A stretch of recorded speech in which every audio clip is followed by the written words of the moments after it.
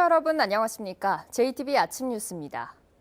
밤사이 눈이 잦아든 일부 지역의 대설특보는 해제됐지만 고창과 순창 등 4개 지역에는 대설주의보가 유지되고 있습니다. 현재까지 적설량은 순창 7.5cm, 고창과 정읍은 5cm를 기록하고 있습니다. 눈은 내일 새벽까지 최고 7cm 더 뿌린 뒤 그치겠습니다. 무주를 비롯해 동부 내륙에는 한파특보도 내려져 있습니다. 오늘 낮 최고 기온은 전주 1도, 진안은 영하 3도 안팎에 그치겠고 바람까지 강해 체감온도는 더 낮겠습니다. 내일 오후부터는 맑은 날씨를 되찾으며 기온도 평년 수준을 회복하겠고 이후로 설 연휴까지 큰 추위는 없을 것으로 보입니다. 어젯밤 11시 반쯤 호남고속도로 상행선 여산휴게소 인근에서 버스와 승용차 등 차량 8대가 추돌하는 사고가 났습니다. 이 사고로 승용차 운전자 37살 김모 씨 등 5명이 가벼운 부상을 입고 인근 병원으로 옮겨져 치료를 받았습니다. 경찰과 소방당국은 차들이 눈길에 미끄러지면서 잇따라 추돌한 것으로 보고 사고 경위를 조사하고 있습니다. 학부모로 가장해 동료 교사에게 최하점을 준 초등교사가 감사에 적발됐습니다. 평가 시스템상 언제든지 재발할 수 있는 문제여서 대책 마련이 시급합니다. 조창현 기자입니다. 초등학교 교사 A씨는 지난해 9월 온라인 교원 능력개발 평가에 참여했습니다. A 교사는 자신이 담임을 맡고 있는 학생의 학부모로 가장해 동료 교사 B씨에게 학부모 평가 최하점을 줬습니다. 모든 항목에서 가장 낮은 점수를 받은 B 교사는 결국 능력 향상 연수 대상자로 선정됐습니다. 담임 교사가 학적 권한으로 보유하고 있는 학부모의 개인 정보를 악용한 사례입니다. 담임 선생님은 어쨌든 학적 권한으로서 학부모의 생년을 알고 있기 때문에 목적 외로 사용한 것이죠. 원래 담임의 목적으로만 사용을 해야 하는데 시스템상 전혀 불가능한 건 아니다. 문제는 현재 허술한 교원평가 시스템 하에서는 같은 일이 언제든 반복될 수 있다는 것입니다. 교사평가는 학부모가 온라인으로 학생 이름과 자신의 생년월일만 입력하면 평가가 가능합니다. 그런데 학부모의 이름과 생년월일은 학생 지도를 위해 담임교사가 확보하고 있습니다.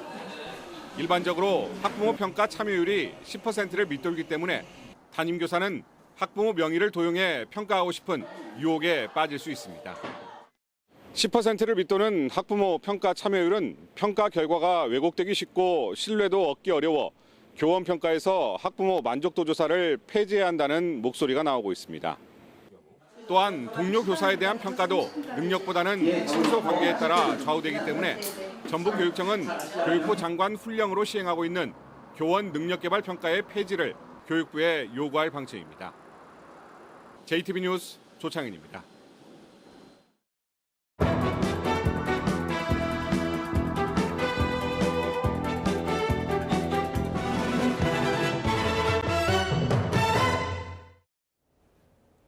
미세먼지 측정소가 기준보다 높은 곳에 설치된 것으로 나타났습니다.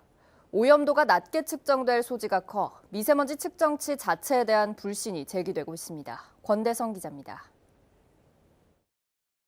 전주의 한 도서관 옥상에 설치된 미세먼지 농도 등 대기오염 측정소입니다. 측정소의 높이는 19m, 사람이 생활하고 호흡하는 높이인 지상 1.5m에서 10m 이하로 권고하는 환경부 설치 기준보다 높습니다. 전주의 또 다른 측정소, 이곳 역시 높이 19m의 건물 옥상에 있습니다. 전북의 대기오염 측정소는 16곳, 모두 10m가 넘는 곳에 설치돼 있습니다. 이곳처럼 기준보다 높게 설치된 경우에는 대기 확산이 잘 돼 농도가 떨어져 시민들이 체감하는 오염도를 반영하지 못할 수 있다고 지적합니다. 실제로 환경부가 설치 높이가 10m가 넘는 전국의 측정소 10곳에서 측정소와 지상 2m 높이인 이동식 측정기 값을 비교했는데 6곳에서 이동식 측정기의 미세먼지 값이 측정소 값보다 최대 28%가량 높았습니다. 전라북도는 관리상의 이유로 공공건물 위주로 설치하다 보니 높이 10m 이하에 설치하기가 힘들다고 말합니다. 민간들한테는 그 협조가 되지도 않을 뿐더러 그래서 지금 대부분 다 관공서 건물에 하고 있습니다. 근데 이 마땅한 장소가 정말 힘들다고 지금 하거든요, 시군서도. 미세먼지에 대한 시민들의 불안감이 커지고 있지만 기준보다 높은 곳에 설치된 측정소가 못 믿어온 미세먼지 정보를 제공하고 있다는 비판을 받고 있습니다. JTB 뉴스 권대성입니다. 이처럼 기존 미세먼지 측정소의 위치가 기준보다 높은 곳에 설치된 가운데 새로 설치하는 측정소 위치도 마찬가지 상황입니다. 측정소 설치 원칙이 있으나마나 하다는 지적입니다. 오정현 기자입니다. 환경부는 올해 새로 설치하는 미세먼지 측정소는 높이가 10m가 넘지 않도록 하겠다고 밝혔습니다. 10m가 넘는 곳에서 측정하면 농도가 낮게 나올 수 있는 소지를 줄이겠다는 겁니다. 큰 미세먼지는 밑으로 좀 가라앉는 습성이 있습니다. 그리고 위에는 바람이 세게 불기 때문에 확산이 잘 돼서 농도가 낮은 경향이 있습니다. 올해 전북에 새로 설치될 측정소는 7곳, 모두 2층 내지 3층짜리 관공서 건물 옥상에 설치가 결정됐습니다. 옥상의 컨테이너 박스에 그 위에 측정 장비를 올리는 구조를 감안하면 측정소 높이는 7곳 모두 10m가 넘고 일부는 20m에 가까울 것으로 보입니다. 청사옥상은 한 14m거든요. 네. 그래갖고 올리면 지금 올리고 하면은 16m나 17m 사이 되겠네요. 이 때문에 측정소 설치 원칙이 유명무실하다는 지적이 나옵니다. 원래 취지상으로는 인간이 호흡하고 생활하는 공간 1.5m 그 부분으로 정하라 이렇게 원칙론을 한 건데 미세먼지 측정소가 확충되지만 설치 높이가 지켜지지 않으며 측정값에 대한 신뢰 논란이 이어질 것으로 보입니다. JTB 뉴스 오정현입니다. 전북의 청소년 흡연율은 7%로 전국에서 4번째로 높습니다. 흡연율을 줄이려면 무엇보다 사전 예방이 중요한데 현실은 어떨까요? 주혜인 기자가 취재했습니다.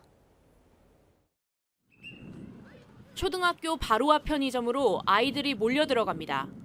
계산대 앞에 서자 보이는 건 벽면을 가득 채운 담배 광고입니다. 활짝 웃고 있는 캐릭터를 비롯해 짜릿 상쾌, 잘 구웠네라는 문구까지 담배의 해로움과는 거리가 멉니다.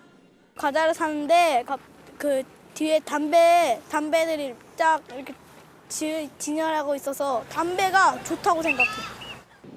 심지어 아이들이 자주 사 먹는 빵과 과자를 진열해 놓은 진열대 위에는 이렇게 담배 실물과 그리고 담배를 사용하는 방법까지 자세히 적혀 있습니다. 한국건강증진개발원에 따르면 학교 주변 200m 안에 있는 소매점 10곳 가운데 9곳은 담배 광고를 내걸고 있습니다.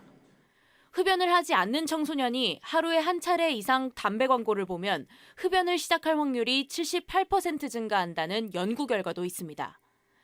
하지만 지난 2월 발의된 학교 출입문 반경 50m 안에 있는 소매점의 담배 광고를 금지한다는 국민건강증진법 개정안은 여전히 국회에 계류 중입니다.